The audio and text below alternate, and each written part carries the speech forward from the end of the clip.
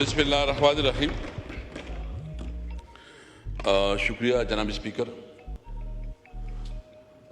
آج اچھا ہوا کہ کم از کم جو بلوچستان کی اس وقت ایک برننگ ایشو ہے اور جو جعفر ایکسپریس کا جو واقعہ ہوا ہے، سب سے پہلے تو ہم اس کی بھرپور مذمت کرتے ہیں اور ہماری جو شہداء ہیں وہ سویلین ہیں، وہ ہمارے فورسز کے جوان ہیں، ان کے ساتھ دلی ہمدردی کا اظہار کرتے ہیں اور یہ سمجھتے ہیں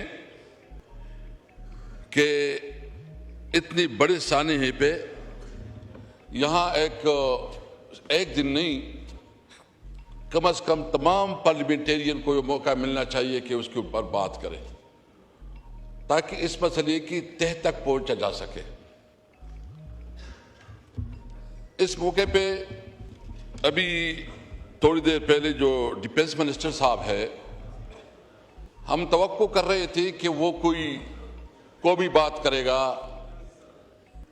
وہ اس ایشو پہ اپنا جو موقف ہے وہ بتائے گا یا جو واقعات ہے اس کی ڈیٹیل بتائے گا اور پارلیمنٹ کو اعتماد ملے گا، لیکن ان کی دل و دماغ پہ پی ٹی آئی سوار ہے، سوشل میڈیا سوار ہے۔ چاہیے تو یہ تھا کہ آپ آج ایک ماحول بناتے، آپ بات کرتے ایک نیشنل کنسنسس کی، لیکن اس کی بجائے خواجہ صاحب جو ہے نا میں آپ کی تقریر آپ سنا دے، اس پہ کتنی دفعہ انہوں نے بلوچستان کا ذکر کیا اور اس پہ افسوس کا اظہار کیا ہے، اس کو سب کچھ جو ہے نا وہ پی ٹی آئی کے اوپر جو وہ الزام تراشی کرنے پہ تلا ہوا ہے۔ اگر ان کی اندر کوئی بھی اخلاقی جرت ہوتی، اگر کوئی بھی اس کے اندر جو ہے نا ایک کوئی شرم اور حیا ہوتا، آج وہ یہ کہتا کہ میں ریزائن کرتا ہوں اور میں جو کم از کم یہ بدترین سیکیورٹی فیلیور ہے، یہ انٹیلیجنس فیلیور ہے۔ دیکھیں ہم سب پاکستانی ہیں، ہم کسی طور پر اس قسم کی واقعات کی ہر لحاظ سے مذمت کرتے ہیں اور سمجھتے ہیں کہ سب سے پہلے ضرورت اس بات کی ہے کہ اس کی پالیسی کو جو ہے ریویزٹ کیا جائے۔ آپ نے سب سے پہلے دیکھنا ہے کہ آپ کی اس وقت جو ملک میں دہشت گردی کا، جو ملک میں اس وقت جو خاص کر ہم امن و امان کی صورتحال ہے، اس کی بنیاد کیا ہے؟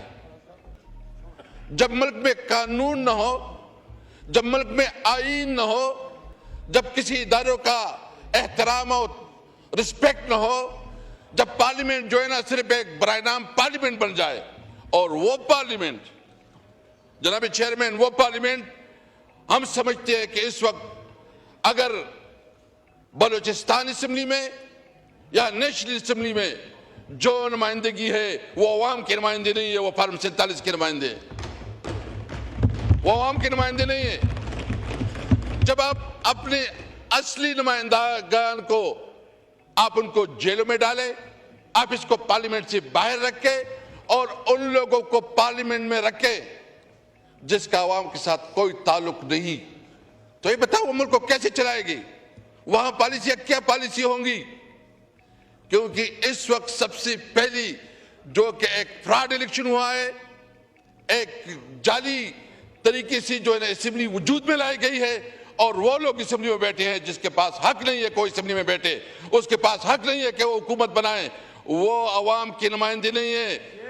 ہم سمجھتے ہیں اس لیے کہ اس پارلیمنٹ میں اس وقت وہ قوت، وہ طاقت نہیں ہے کہ عوام کی نمائندگی کرے، اس لیے ہم نے مطالبہ کیا کہ فوری طور پر ری الیکشن کروایا جائے، فیئر فری الیکشن ہو اور صحیح عوام کی نمائندگی جو ہے اس کو موقع دیا جائے اور پارلیمنٹ کو تب طاقت مل سکتی ہے۔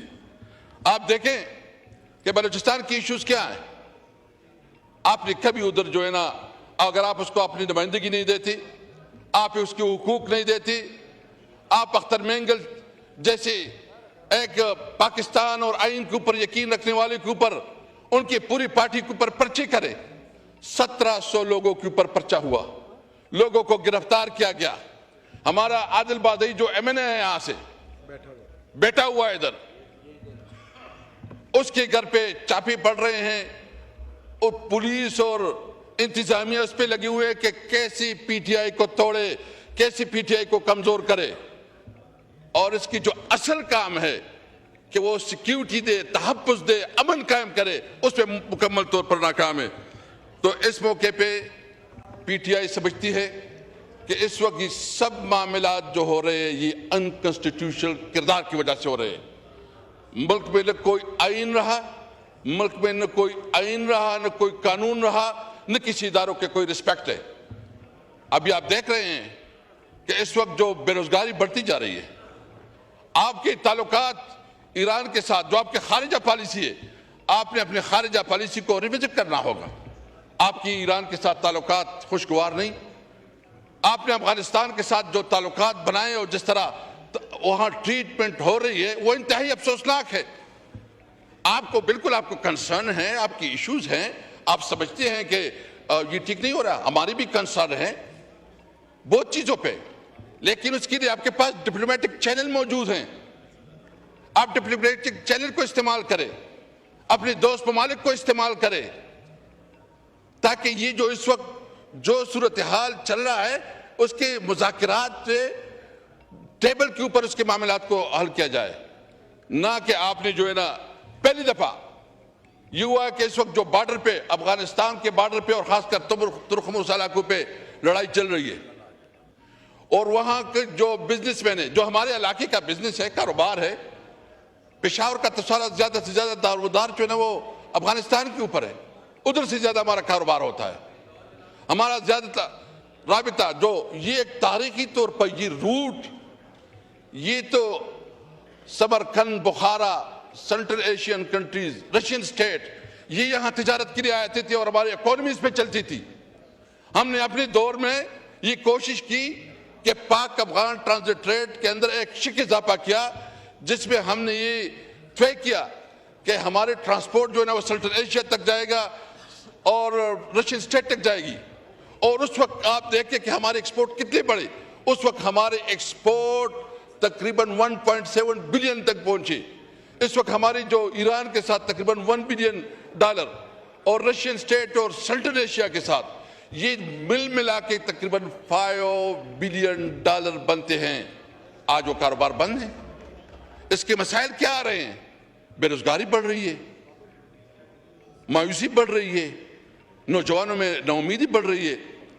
आप अब अगर उन इलाके के लोगों के रोजगार भी छीने और फिर आप ये कहें कि भाई रूट काजेज ये हैं कि आपके जो जो बॉर्डर्स हैं उसका एहतराम करें और जो मामलात है वो मुज़ाकरात पे हल करें।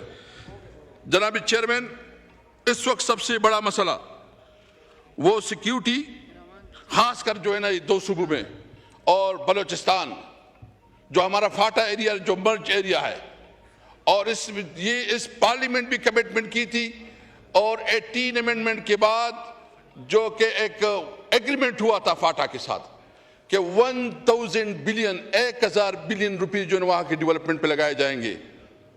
आप रिपोर्ट मंगवा के देखें इस वक्त कितनी जो है ना उधर डेवलपमेंट हुई, कितना पैसे इधर इस्तेमाल हुआ है। आप जानबूझकर छोटी सूबों को जो है ना महरूम रख रहे हैं, आप जानबूझकर जो है ना उसको उस तरफ धकेल रहे हैं कि खुदा न ख्वाह पाकिस्तान के खिलाफ वो काम करे। और आज ख्वाजा आसिफ साहब जो है ना डिफेंस मिनिस्टर हैं, वो जिस तरह बयान कर रहा है कि सब कुछ पीटीआई की वजह से हो रहा है, ये सब कुछ तुम्हारी नाली की वजह से हो रहा है। तुम्हारे अंदर वो कैपेसिटी नहीं है, तुम्हारे अंदर वो सलाहियत नहीं है। चाहिए तो ये कि इस मामले पे हम किसी तौर पर, हमारे लिए सबसे पहले पाकिस्तान है, हम अपने इदारों को मजबूत देखना चाहते हैं। हमें एक मजबूत पाकिस्तान, हम समझते हैं कि पार्लियामेंट सबसे मजबूत इदारा होना चाहिए और वो पार्लियामेंट जो कि हकीकी अवाम का नुमाइंदा पार्लियामेंट हो और सारे फैसलों का इख्तियार उसके पास हो। हम समझते हैं कि अदलिया, जब तक अदलिया इंसाफ नहीं फराहम करेगी, जब तक अदलिया को जो जिस तरह कंप्रोमाइज किया गया और 26वीं आईनी तरमीम की آڑ میں جس طرح عدلیہ کے اوپر اٹیک کیا گیا اور اس کو مینیج کیا گیا وہ قابل مذمت ہے۔ ہم سمجھتے ہیں کہ جب تک عدلیہ مضبوط نہیں ہوگی، آزاد نہیں ہوگی، انڈیپینڈنٹ نہیں ہوگی، تب تک یہ ملک آگے نہیں بڑھے گا۔ آپ نے اپنی عدالتی نظام کو مزید مضبوط کر رہا ہے۔ آپ دیکھ رہے ہیں کہ اس وقت ہمارا جتنی بھی ادارے ہیں وہ اس کام میں لگے ہوئے ہیں جو اس کا کام نہیں ہے۔ تمام اداروں کو اپنے آئینی حدود کے اندر رہتے ہوئے اپنا کام کرنا چاہیے۔ آج اگر یہ انٹیلیجنس فیلیور اس لیے ہے کہ ان کا کام زیادہ سے زیادہ یہ ہے کہ وہ ایک پولیٹیکل پارٹی کو ملائن کرنے کے لیے، توڑنے کے لیے، اس کو کمزور کرنے کے لیے لگے ہوئے ہیں۔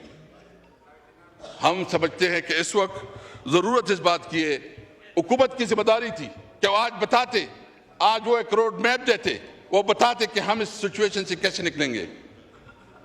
بلاول صاحب نے بات کی،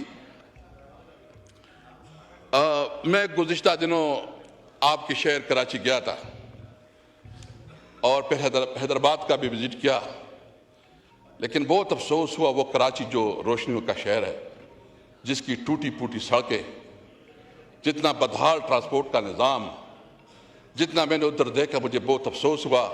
اور میرے خیال میں پیپل پارٹی وہاں سے گزشتہ 15-20 سال سے حکومت میں 15-20 سال سے حکومت میں۔ میں حیدرآباد گیا، ادھر بھی کوئی میں نے دودھ کی نہریں بہتی ہوئی نہیں دیکھی۔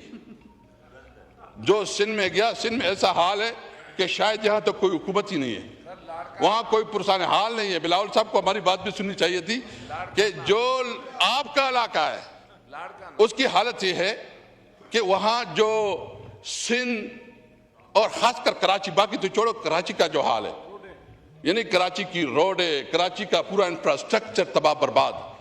کراچی روشنیوں کا شہر ہے، اس کو جو اس کا حق ہے اس کا حق نہیں ملا۔ اور جو اس وقت یہ بات کر رہے ہیں کہ قیدی نمبر 804 کی بات ہم ضرور کریں گے، ہر وقت کریں گے، ہر موقع پہ کریں گے، اور کیوں نہ کریں۔ آپ نے قیدی نمبر 804 عمران خان کو آپ نے ناجائز طور پر جیل میں رکھا، اس کے خلاف ناجائز پرچے کاٹے اور غیر قانونی طور پر اس کے خلاف پروسیڈنگ ہو رہی ہے، اور جو فیصلے ہو رہے ہیں وہ کئی اور سے ہو رہے ہیں، ادھر امپلیمنٹ ہو رہے ہیں۔ یعنی ملک میں اس ملک کا وزیر اعظم رہا ہے، اس ملک کے لیے سب سے بڑا انہوں نے ورلڈ کپ جیتا، بہت بڑی عزت دی، اس ملک کے لیے شوکت خانم اسپتال بنایا، وہ ایک سیلیبریٹی ہے۔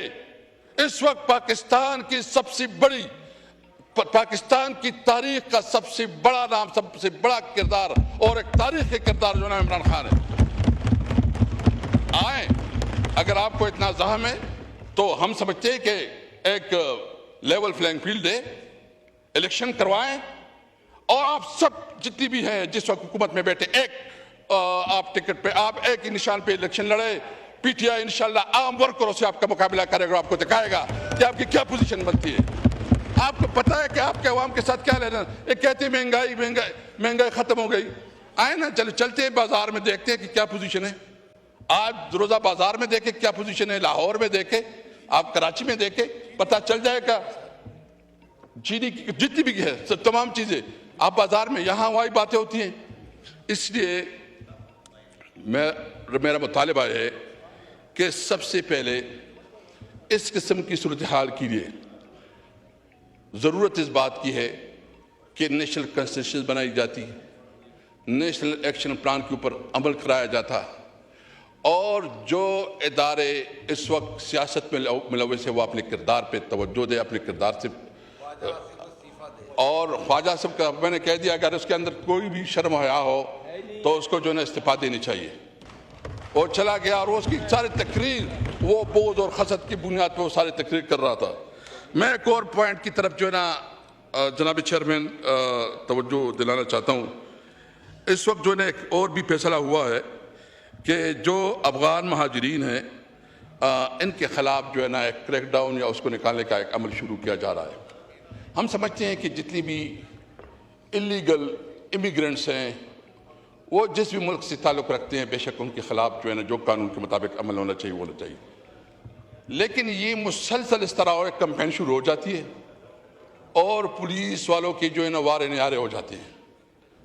یہاں بیچارے جو ہے نا وہاں ایک جنگ زدہ ملک ہے، ایک طرف آپ اس طرح کی حرکتوں سے آپ وہاں ایک مستقل دشمن بنا رہے ہیں. آپ بے شک جو بھی قانون کے اندر ہے، جو بھی رولز کے مطابق آپ کریں، لیکن اگر کوئی اس قسم کا کمپین بنایا جاتا ہے کہ جو انٹرنیشنل قانون کی خلاف ورزی ہو، پاکستان کے قانون کی خلاف ورزی ہو، تو ہم اس کی بھرپور طریقے سے جو مذمت کریں گے. اور ہم سمجھتے ہیں کہ اس معاملے میں تمام سٹیک ہولڈر کو، اور خاص کر جو بلوچستان اور کے پی کے کی جو حکومت ہے، ان کو آن بورڈ رکھا جائے. یہ جو بہت ضروری ہے، کیونکہ یہ ایک طرف تو آپ کی ویسی بھی حالت جنگ میں ہے، لیکن آپ ایک نیا ایشو ایسا کر رہے ہیں کہ خاص کر جس صوبے سے ہمارا تعلق ہے تو وہاں تو جینا حرام ہو جائے گا. وہاں تو ہم ایک آگ میں پھینک رہے ہیں. آپ اگر کوئی انلافل کام کریں گے، انلیگل کام کریں گے، تو پھر تو اس کے اثرات ہم بھی بھگتیں گے. ہم ایک مضبوط پاکستان دیکھنا چاہتے ہیں، ہم پاکستان مضبوط ادارے دیکھنا چاہتے ہیں. ہم سمجھتے ہیں کہ آئین کے اندر رہتے ہوئے جس اداروں کا جو کردار ہے اس کو اپنا کردار ادا کرنا چاہیے، اور اس کو جو اس کا حق ہے، جو اس کی لمیٹیشن ہے، وہ اپنی لمیٹیشن کے اندر رہتے ہوئے اپنا کردار ادا کرے. میں صرف اتنا کہوں گا آخر میں کہ جو ہمارے خارجہ پالیسی، خاص کر جو بارڈرز کے ساتھ ہمارے تعلقات ہیں، ضرورت اس بات کی ہے کہ اس کو ریویزٹ کیا جائے. اور اس میں لاہور تو ماشاءاللہ ہم نے دیکھا ہے، اور لاہور کی بھی حالت ہم نے دیکھی ہے، وہ بھی ہمیں معلوم ہے، وہ ہماری حکومت میں بہتر بن گیا تھا. No cross talk, please. I won't allow the cross talk, please. اس وقت جو ہے نا، علی محمد خان صاحب، اس وقت اگر آپ بھی اس طرح کریں گے تو پھر کون آئے گا؟ اس وقت جناب چیئرمین، اس وقت جو امن و امان کی صورتحال بلوچستان اور آپ کی صوبے سندھ میں بھی جو کچی کے ڈاکوؤں کا راج ہے، اور کچی کے ڈاکوؤں سے لوگ تنگ ہے، اور پنجاب میں بھی جو کچی کے ڈاکو ہے، اس کے لیے ایک کلیکٹیو ڈیسیجن کرنا چاہیے. اور صحیح معنوں میں ضرورت اس بات کی ہے کہ اس کے لیے نیشنل کنسنسس پیدا کی جائے. پاکستان زندہ باد.